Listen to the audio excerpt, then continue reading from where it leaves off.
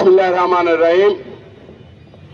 আজকের এই বিক্ষোভ সমাবেশে প্রতিবাদ সভায় সম্মানিত সভাপতি, উপস্থিত আছেন জেলা আওয়ামী লীগের নেতৃবৃন্দ, উপস্থিত আছেন পৌর আওয়ামী লীগের নেতৃবৃন্দ, উপস্থিত আছেন শ্রমিক লীগের নেতৃবৃন্দ, উপস্থিত আছেন মহিলা লীগের নেতৃবৃন্দ, উপস্থিত আছেন ছাত্রলীগের নেতৃবৃন্দ, উপস্থিত আছেন স্বেচ্ছাসেবক লীগের নেতৃবৃন্দ।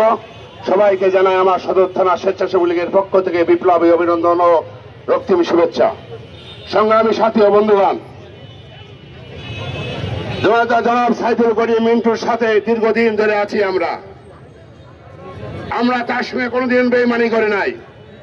আমরা এখন দেখছি যার পায়ের তলায় থেকে মাথা পর্যন্ত তারা চুমো খেত, তারা আজকে আমাদের ইউনিয়নের প্রত্যেকটা ইউনিয়নে তারা লোকের বিরুদ্ধে তারা বদনাম ছড়াচ্ছে এবং লোকদেরকে হুমকি দিচ্ছেন।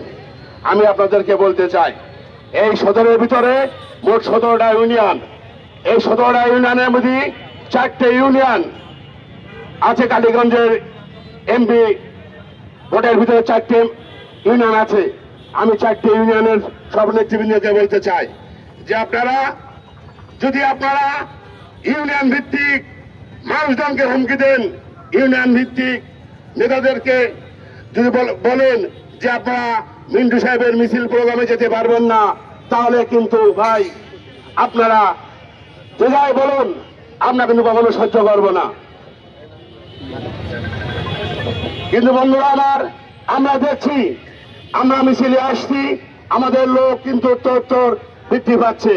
আমাদের সবাই যত আওয়ামী লীগের অঙ্গ সংগঠন আছে, প্রত্যেকটা লোক পুরন থেকে নতুন প্রজন্ম পর্যন্ত প্রত্যেকটা লোকই আমাদের মাঝে আছে।